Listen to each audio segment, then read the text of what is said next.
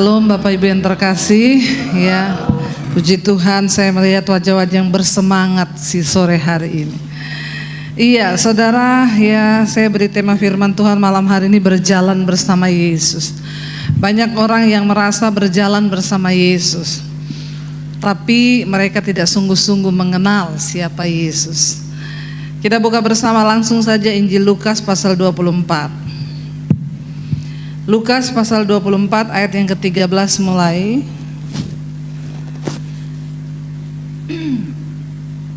Injil Lukas pasal 24 ayat yang ke-13, firman Tuhan berkata, pada hari itu juga dua orang dari murid-murid Yesus pergi ke sebuah kampung bernama Emmaus yang terletak kira-kira 7 mil jauhnya dari Yerusalem. Ayat 14, dan mereka bercakap-cakap tentang segala sesuatu yang telah terjadi. Ayat 15, ketika mereka sedang bercakap-cakap dan bertukar pikiran, datanglah Yesus sendiri mendekati mereka, lalu berjalan bersama-sama dengan mereka. Ayat yang ke-16, tetapi ada sesuatu yang menghalangi mata mereka sehingga mereka tidak dapat mengenal Dia. Saudara, ayat ini kalau saudara baca di dalam Lukas 24 ini kisah Yesus dibunuh. Ya, Yesus ditangkap lalu dia dibunuh dan disalibkan. Ada dua orang murid yang merasa kecewa dengan kematian Tuhan Yesus. Lalu mereka berniat mau pulang kampung. Kenapa? Karena semua harapan mereka buyar. Mereka berpikir Yesus yang mereka sembah, mereka ikuti, yang mereka harapkan tiba-tiba mati dibunuh. Buat apa lagi kita ada di sini Yerusalem? Semua sudah berakhir, mending kita pulang kampung. Ketika mereka sedang berjalan 7 mil, mereka berjalan dari Yerusalem ke sebuah kampung yang bernama Emmaus. Mereka sedang asik bercerita tentang semua yang terjadi. Alkitab berkata, ketika mereka sedang bercakap-cakap dan bertukar pikiran, datanglah siapa? Yesus sendiri mendekati mereka, lalu berjalan bersama-sama dengan mereka. Tetapi ada sesuatu yang menutup mata mereka sehingga mereka tidak dapat mengenali Yesus. Hari-hari ini ada begitu banyak orang Kristen yang merasa berjalan bersama Tuhan, tapi tidak banyak yang sungguh-sungguh mengenal Tuhan. Ada sesuatu yang menutupi mata rohani kita sehingga kita nggak bisa mengenal rencana Tuhan, mengenal siapa Dia. Jadi dua orang murid ini saudara berjalan dengan sakit hati karena kecewa Yesus mati, pulang kampung saja. Ketika mereka sedang bercakap-cakap, Yesus berjalan. Lalu ayat yang ke-17 di sana dikatakan saudara, Yesus berkata kepada mereka, apa yang kamu percakapkan? Ya, apa yang kamu percakapkan? Kata Yesus, sementara kamu berjalan, mereka berhenti dengan muka muram. Jadi waktu mereka berjalan, Yesus tanya, apa yang kamu percakapkan? Maka berhentilah mereka dengan muka muram. Lagi asik-asik jalan, tiba-tiba Yesus datang. Apa yang kamu cakapkan? Tiba-tiba mereka berhenti dengan muka muram lihat Yesus. Lalu mereka bilang sama Yesus begini. Ayat yang ke-18. Seorang dari mereka namanya Kleopas menjawab Yesus, adakah engkau satu-satunya orang asing di Yerusalem yang tidak tahu apa yang terjadi di situ pada hari-hari sekarang ini? Dengan berhenti dengan muka muram mereka melihat Yesus dan menjawab, kayaknya kamu satu-satunya orang asing ya, baru datang. Dari mana? Nggak tahu apa yang terjadi. Hello, nggak lihat Instagram, nggak baca Facebook, nggak baca koran hari ini. Kamu nggak tahu apa yang terjadi? Mereka ngomong sama Yesus. Karena heboh Yesus disalibkan hari itu. Yesus disalibkan dan itu viral, saudara, menjadi berita yang viral di tengah semua orang masyarakat di tempat itu. Jadi mereka pikir ini orang nggak tahu ya apa yang terjadi, kayaknya orang baru. Lalu saudara, ayat 19 katanya, kata Yesus kepada mereka, apakah itu? Jawab mereka, apa yang terjadi dengan Yesus orang Nazaret? Dia adalah seorang nabi yang berkuasa dalam pekerjaan dan perkataan di hadapan Allah dan di depan seluruh bangsa kami. Tetapi imam-imam kepala dan pemimpin-pemimpin kami telah menyerahkan dia untuk dihukum mati dan mereka telah menyalibkannya. Ayat 21 ini penting, mereka bilang, padahal kami dahulu mengharapkan bahwa dialah yang akan datang untuk membebaskan bangsa Israel. Kenapa mereka kecewa Yesus mati? Karena mereka mengikut Tuhan dengan ekspektasi, tujuan yang berbeda dengan firman Tuhan. Ketika mereka tidak melihat yang mereka harapkan, mereka menganggap Yesus tidak mati dan dia akan menjadi raja di Israel. Lalu mereka ini para pendukung partai nanti dapat jabatan. Itu yang mereka pikir, mereka akan mendapat tempat penting. Sebagai orang Kristen, seringkali kenapa kita nggak sungguh-sungguh mengikut Tuhan? Karena kita berpikir ikut Tuhan itu berkat. Karena kita berpikir ikut Yesus itu pasti nggak ada masalah. Karena kita berpikir kalau kita ikut Yesus semuanya akan baik-baik saja. Maka ketika datang masalah, kita kecewa dan kita tidak pernah sungguh-sungguh mengenal Tuhan dan rencananya di dalam hidup kita. Saudara, jangan sampai mata rohanimu tertutup dan engkau tidak bisa melihat rencana Tuhan atas hidupmu. Sebab dia Tuhan yang turut bekerja dalam segala perkara untuk mendatangkan kebaikan. Ada begitu banyak orang yang gak ngerti kehendak Tuhan. Ya, matanya tertutup, dikatakan di sana ada sesuatu yang menghalangi mata mereka. Bayangkan, mereka lagi cerita tentang Yesus. Yesus datang, mereka gak kenal.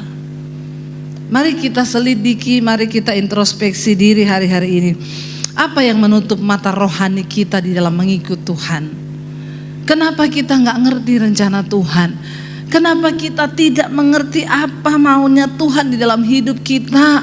Karena itu seringkali kita hidup menjadi orang Kristen, kita bebas melakukan segala sesuatu tanpa pernah merasa bahwa Tuhan itu bersedih dengan apa yang kita buat.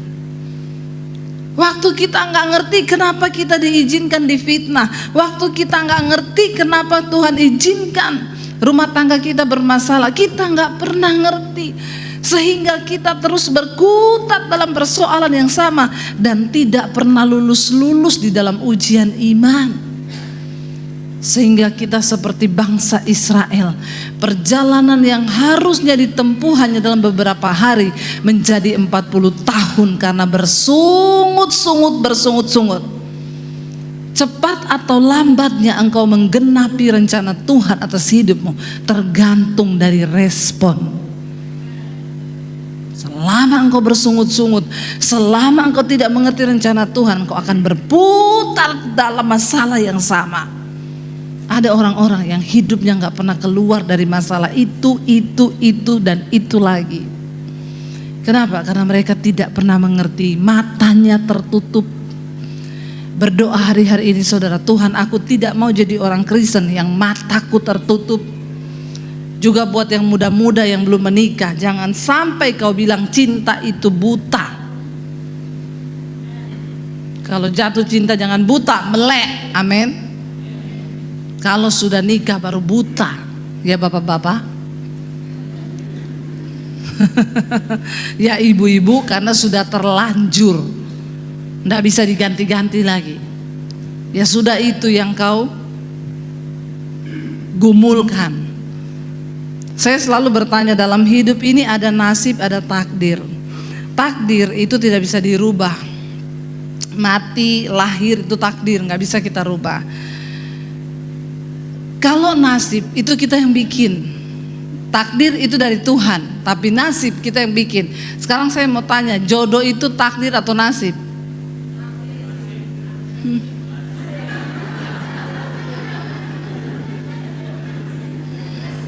Takdir. Takdir. Kalau takdir, kenapa banyak konseling? Bu, saya kecewa dengan suami saya.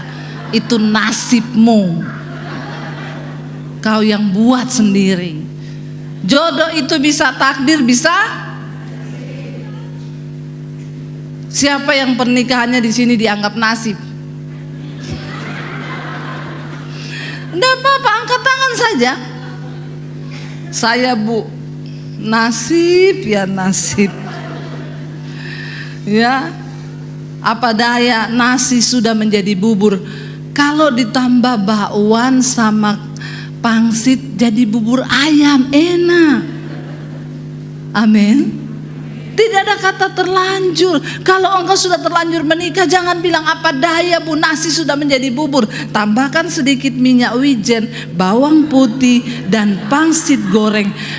Kaldu ayam sedikit. Kalau nggak ada kaldu ayam, kasih royco saja. Kasih cabai sedikit, enak itu. Hello, amin. Buat yang sudah menikah, bikin bubur ayam. Yang belum menikah, berbahagialah. Enggak bilang amin yang belum nikah ini. Yang semangat amin yang sudah nikah malah. Ya, berbahagia. Kenapa? Engkau masih bisa memilih. Enggak usah malu orang bilang begini, ih su tua belum kawin-kawin. Jawab saja. Siapa? Yang mana? Yang main keyboard? Belum kawin itu? Hama, kita kira so anak 3 leh. Kasih yang dia apa-apa. Kalau ada orang bilang begini, Hama, so tua belum kawin masih jomblo, bilang begini, mending tua jomblo happy daripada muda so jadi duda dan janda. Jadi janda muda dan duda muda, bercerai karena salah nasib.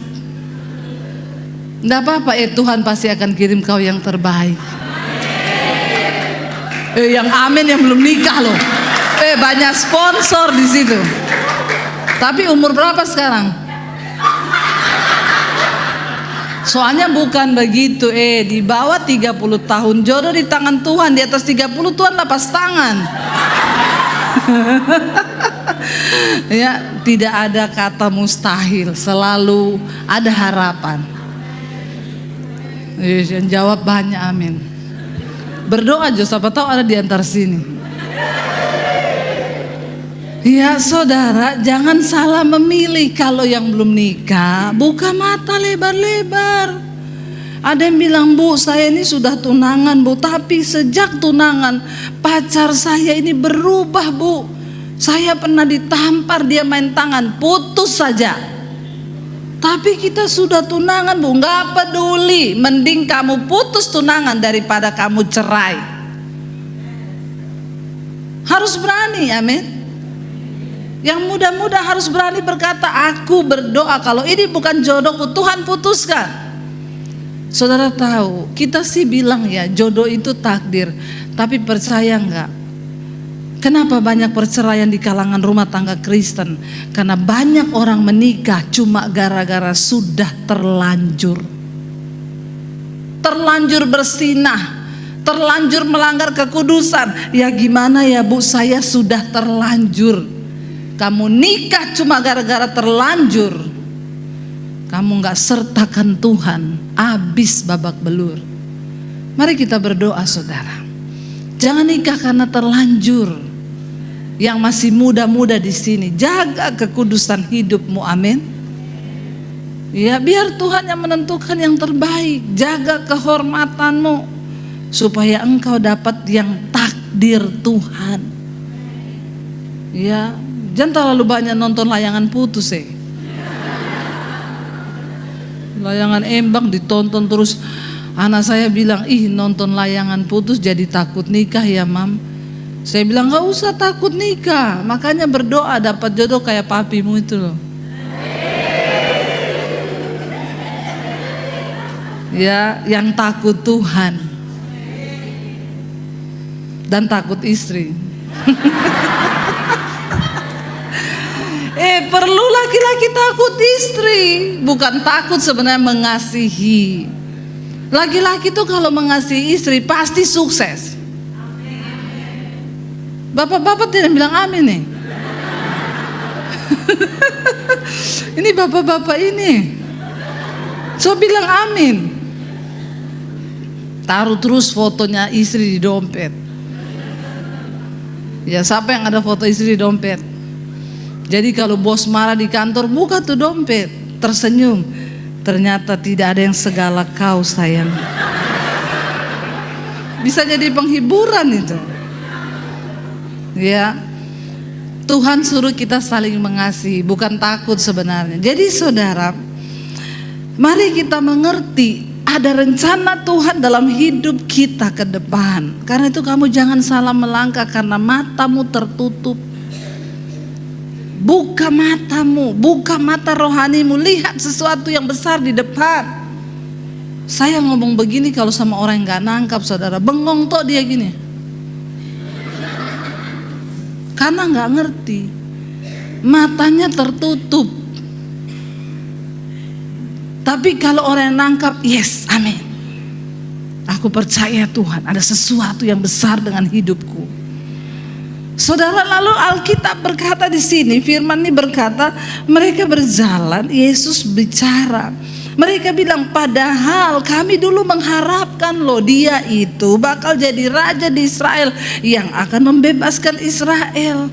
Padahal ikut Yesus jangan padahal. Aku ini hidupku gini-gini terus loh. Padahal aku tuh rajin doa malam. Padahal aku melayani. Padahal jangan kita ikut Tuhan. Aku ditolong atau tidak ditolong, Tuhan tetap baik.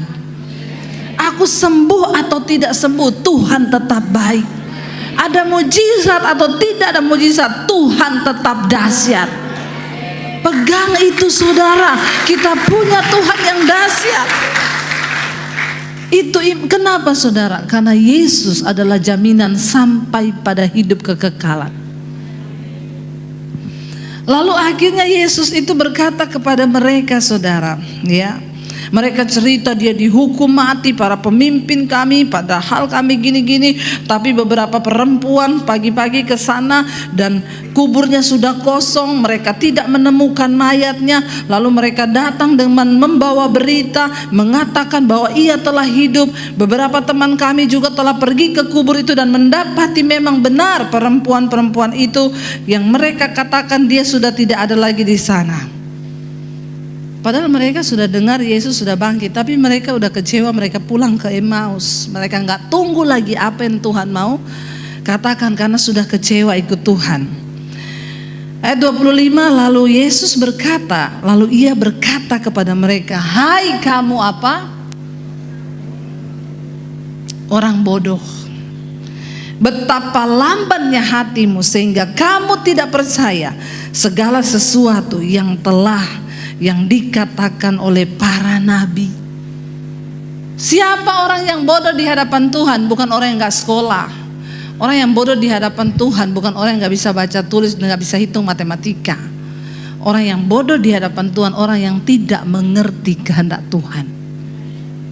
Itu orang yang bodoh, paling bodoh. Engkau harus mengerti kehendak Tuhan. Saya ini beberapa waktu yang lalu bangun studio saudara. Kita lagi bangun studio di Jakarta karena Tuhan memberkati. Ya, lalu cari-cari pemborong.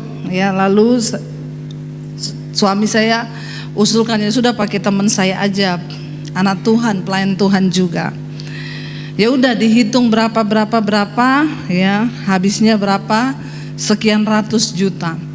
Akhirnya kita sudah percaya sama dia karena katanya kan anak Tuhan, sudah kasih saudara.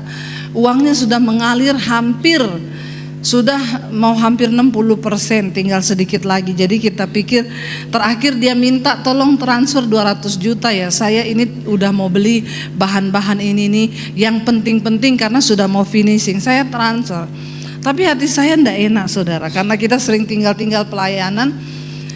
Saya bilang sama suami saya, kayaknya ada yang gak beres ini. Lalu kita telepon tukang yang ada di sana. Mas, semua sudah dibeli keramik ini belum ada Bu, makanya saya ini mau kerja nggak bisa karena nggak ada bahan. Loh kemarin dia sudah minta duit loh gini. Akhirnya saya paksa. Kalau gitu saya telepon dia, kita sekarang ke toko keramik kayak ini kita beli ya. Saya pilih bahannya, kamu yang bayar, uangnya kan sudah kamu bawa. Kita pilih, dia oke. Sampai besok nggak ada barangnya. Kenapa kamu belum beli?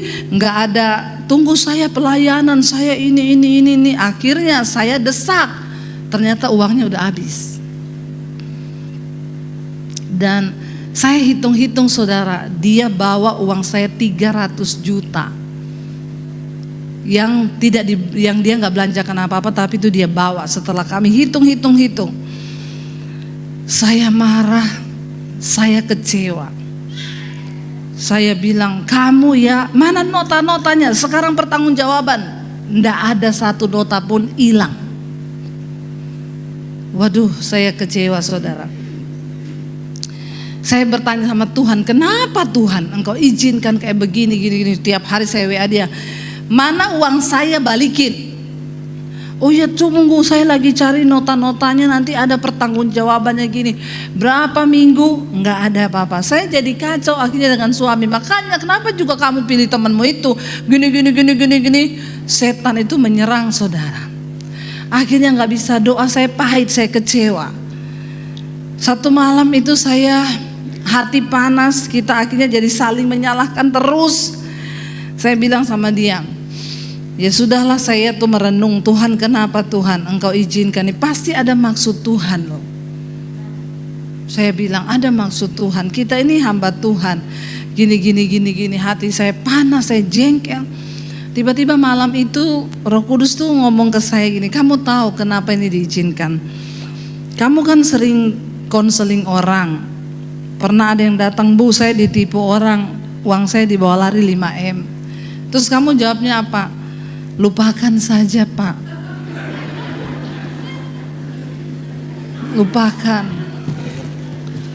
Uang itu gampang dicari, tapi damai sejahtera susah dicari. Dan dari peristiwa ini kan Bapak dapat hikmah ke depan, jangan terlalu percaya sama orang. Iya ya Bu, dia bilang. Saya kena saudara. Roh Kudus ngomong, sekarang kamu 300 juta, lumayan kan kalau beli apa ya, lalampa ya, dapat berapa itu 300 juta ya, 3 truk memang. Saya bilang di hati saya, Tuhan itu ngomong, sekarang kamu 300 juta, kamu mampu gak melakukan yang kamu ngomong? Lupakan saja. Saya bilang, tapi banyak Tuhan. Lah itu orang 5M ya, tapi kan duitnya masih banyak. Kalau kita 300 juta lumayan. Tapi saya itu merenung saudara, enggak gampang ini, masalah berat, tapi selalu ada kehendak Tuhan di balik semua itu. Lalu Tuhan tuh ngomong, lepaskan pengampunan. Waktu kamu lepaskan pengampunan, aku tuh sanggup memberkati. Bahkan apa yang hilang dariku, Engkau pulihkan di hidupku. Lebih dari yang aku tahu, Kau memeliharaku. Amin. Saya berusaha hari itu melepaskan pengampunan. Tuhan, aku mau melakukan apa yang aku katakan. Kenapa saya bisa ngajarin orang kalau saya sendiri tidak melakukan itu? Malam ini saya mau lepaskan pengampunan. Lalu Roh Kudus bilang, tidak usah ditagih.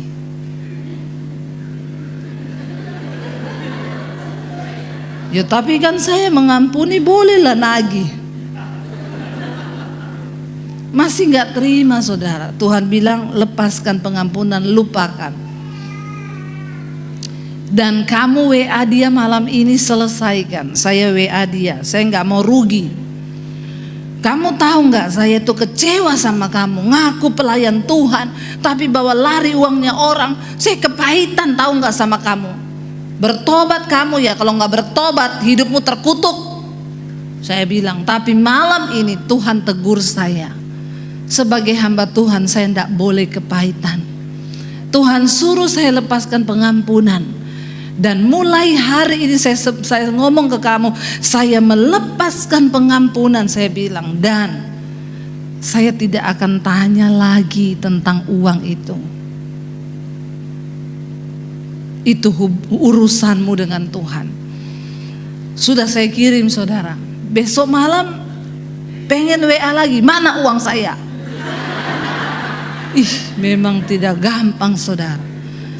Tapi saya belajar, Tuhan kuatkan saya supaya saya bisa berserah. Akhirnya saya mulai damai hati. Tadinya kan saya pantau IG-nya terus. Enak aja dia nih makan-makan sama istrinya nih, uangnya kita itu. Karena sekarang mau tagih uang orang mbak utang lebih galak yang mbak utang. Dia bilang, siapa suruh kau kasih pinjam saya? Iya toh? Makanya jangan cari-cari masalah. Kalau ada orang pinjam doi, jangan dikasih kalau engkau tidak berani melepaskan. Jadi orang tanya, jadi bagaimana Bu? Kalau dia pinjam 3 juta, ukur kemampuan imanmu. Kalau kemampuan imanmu cuma 500.000 engkau bisa lepaskan, kasih saja 500.000 itu, nggak usah harap balik. Amin. Masih ngomong pebasar jo 500.000 50 jo. Ya enggak apa-apa. Kalau kemampuanmu 50 ya silakan. Karena orang Kristen itu memang banyak yang berat soal doi. Ngaku, maaf loh, kolekte aja masih banyak 2.000. Makanya uang bilang, uang 100.000 bilang, saya dong di dompetnya orang terhormat. Pokoknya aku harum terus karena bauku parfum di tasnya orang kaya-kaya. Uang 500 sama uang 1.000 dan 2.000 bilang, kita di sorga karena tiap minggu di kantong kolekte. Semoga banyak yang tersinggung. Ya. Saudara, karena saya pernah naik taksi, dikasih uang receh-receh. Saya bilang, Pak, saya nggak mau uang receh-receh Pak, uang yang gedean aja. Loh ibu mau ke gereja tuh? Biasa orang Kristen tukar uang kecil Bu. Ayo. Pokoknya ada kios dekat gereja, pura-pura beli gula-gula. Dapat tahu bawa uang 20.000 beli gula-gula dulu. Berapa? 2.000 saja, kasih pulang 1.000 Oh Tuhan, bertobat loh, bertobat saudara. Padahal kalau untuk beli yang lain-lain berani dia, apalagi yang baroko itu, beli rokok yang untuk meracuni diri saja kau berani. Mau kasih kolektor kau hitung-hitung bertobat loh. Bagaimana mau diberkati Tuhan? Ubah cara pandangmu, jangan matamu tertutup. Akhirnya saudara, saya lepaskan pengampunan.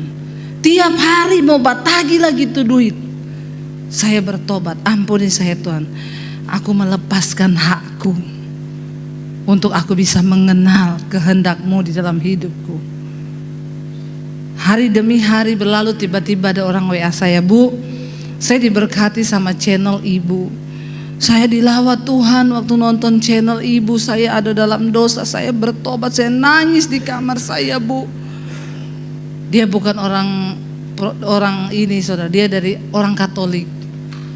Bu, izinkan saya memberkati ibu. Studio ibu harus bagus. Padahal waktu itu belum ada yang tahu kita bangun studio. Studio ibu harus bagus, ibu bikin bagus studio ibu. Apa yang mau ditambah, peralatan apa? Saya bilang, oh iya memang saya lagi bangun. Berapa biayanya bu? Tanahnya sudah lunas. Biaya bangunnya sudah ada juga uangnya. Uangnya siapa? Uang saya.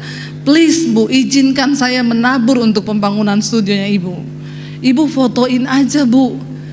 Proposal yang tukangnya itu mintanya berapa untuk renov? Nggak usah bu, saya sudah punya ganti, kita nggak bayar cash kok, kita bayar sesuai yang dikerjain.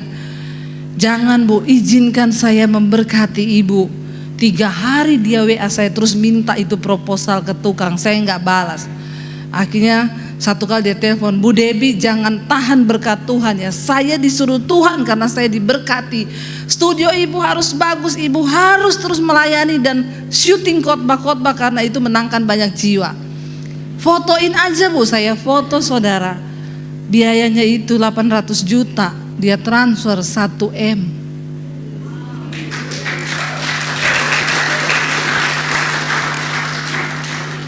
Begitu gitu, wow.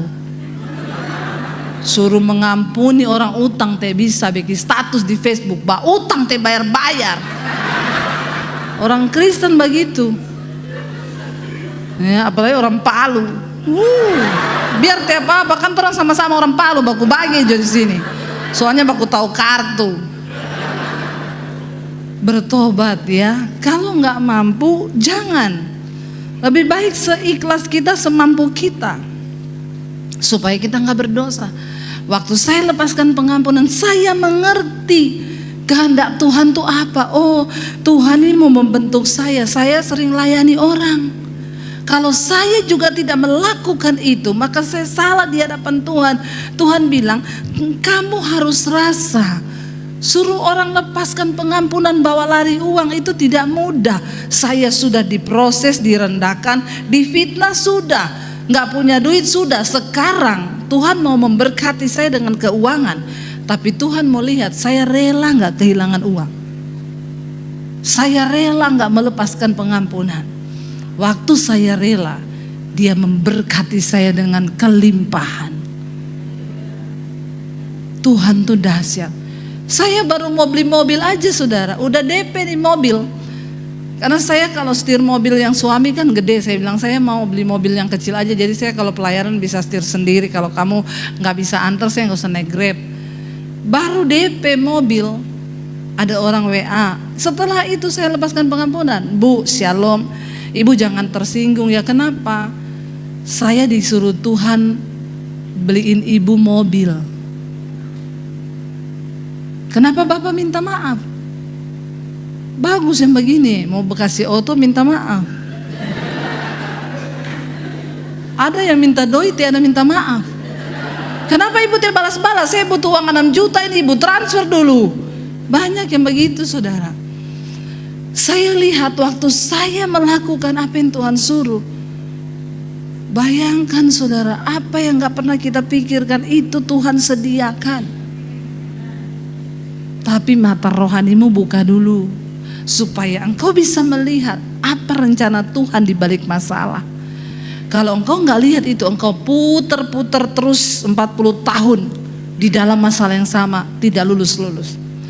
Akhirnya saudara, Yesus bilang bodoh, nggak ngerti kehendakku. Ya, kamu nggak mengerti segala sesuatu yang sudah dikatakan para nabi. Yesus harus mati, itu harus terjadi. Akhirnya saudara, ayat 26, Yesus bilang, bukankah Mesias harus menderita semuanya itu untuk masuk dalam kemuliaannya? Lalu ayat 27, Ia menjelaskan lagi kepada mereka dari awal lagi apa yang tertulis dalam kitab suci tentang Dia, dalam seluruh kitab suci, mulai dari kitab-kitab Musa dan segala kitab nabi-nabi. Orang Kristen kenapa nggak ngerti kehendak Tuhan? Nggak ngerti firman. Baca Alkitabnya susah, dengerin khotbah susah. Kenapa nggak mengerti? Karena nggak pernah tahu firman. Ya, saya baca firman tuh kalau nggak bisa tidur, Bu. Saya baca Alkitab, karena baru 5 menit baca langsung mengantuk. Memang Alkitab itu obat tidur yang baik, Ibu. Bagaimana engkau ngerti firman? Engkau jadikan Alkitab sebagai obat tidurmu. Baca Alkitab biar kau ngerti hati Tuhan. Amin. Apa yang Tuhan suruh lakukan. Akhirnya Yesus ngajar lagi mereka. Dari kitab Musa di 7 mil perjalanan dari Yerusalem ke Emmaus, saudara. Lalu Alkitab berkata apa? Ya, mereka mendekati kampung. Setelah mereka mendekati kampung yang mereka tuju, lalu ia berbuat seolah-olah hendak meneruskan perjalanannya. Mereka udah pulang, Yesus mau lurus. Ya udah sampai ketemu ya, kata Yesus. Tetapi mereka sangat mendesaknya, katanya, tinggallah bersama-sama dengan kami, sebab hari telah menjelang malam dan matahari hampir terbenam. Lalu masuklah ia untuk tinggal bersama-sama mereka. Ayat 30, waktu ia duduk makan, akhirnya mereka bilang, yuk makan malam yuk. Yesus makan malam. Ketika ia duduk makan dengan mereka, ia mengambil roti, mengucapkan berkat atasnya, memecah-mecahkannya dan memberikannya kepada mereka. Ayat 31 dikatakan apa? Ketika itu terbukalah mata mereka dan mereka pun mengenal Yesus. Tetapi apa? Ia lenyap dari tengah-tengah mereka, terlambat. Baru ngerti Yesus udah hilang. Coba kalau dari awal ngerti itu Tuhan. 7 mil perjalanan, mereka bisa ngomong banyak hal dengan Tuhan. Mereka bisa tahu rencana Tuhan. Mereka bisa menanyakan apapun tentang hal-hal rahasia kerajaan Allah. Tetapi karena kekecewaan tutup mata mereka, kepahitan menutup mata rohanimu sehingga engkau tidak akan pernah bisa mengerti kehendak Tuhan. Amarah, kebencian, kepahitan, kekecewaan itu menutup mata rohani kita. Coba kalau dari awal mereka gak kecewa, mata rohani gak tertutup, mereka bisa ngobrol dengan Tuhan 7 mil perjalanan. Tapi sayangnya ketika matanya terbuka, Yesus sudah lenyap. Ada banyak orang yang telepon saya, Bu, saya dulu homoseksual, sekarang saya kena AIDS, Bu. Saya mau melayani Tuhan kalau Tuhan kasih saya umur panjang. Sudah terlambat. Ada yang telepon, saya kena kanker, Bu, stadium akhir. Dokter sudah angkat tangan. Dari dulu saya hidup tidak pernah mengerti kehendak Tuhan, Bu. Kalau Tuhan sembuhkan saya, Ibu doakan, Bu. Saya mau menyerahkan hidup kepada Tuhan. Sudah terlambat. Sudah di tempat tidur gak bisa apa-apa lagi. Jangan biarkan perjalanan hidupmu bermil-mil puluhan tahun engkau tidak mengenal Yesus dan kehendaknya. Engkau tidak mengenal rencananya. Kenapa? Karena banyak kekecewaan di hatimu. Banyak harapan-harapanmu yang kau anggap tidak Tuhan wujudkan. Berhenti, saudara. Kenali Tuhan lewat firman-Nya. Tangkap isi hatinya, supaya engkau mengalami dalam setiap masalah yang kita hadapi, itu Tuhan selalu mau bicara. Kenapa uang saya dibawa lari 300 juta? Karena Tuhan mau bicara. Waktu saya mengerti rencana Tuhan, saya harus belajar lepaskan pengampunan. Itu yang Tuhan mau. Uang 300 ini jadi tidak bernilai lagi. Kenapa? Nilai di balik masalah itu yang lebih wow. Saya mengerti kehendak Tuhan. Dan ketika saya mengerti, Tuhan balikan berlipat kali ganda. Asal hati kita plong. Asal hati kita kudus. Dia Tuhan yang tidak pernah berhutang, dan berkat-Nya tidak pernah terhalang ketika engkau berkenan di hadapan-Nya.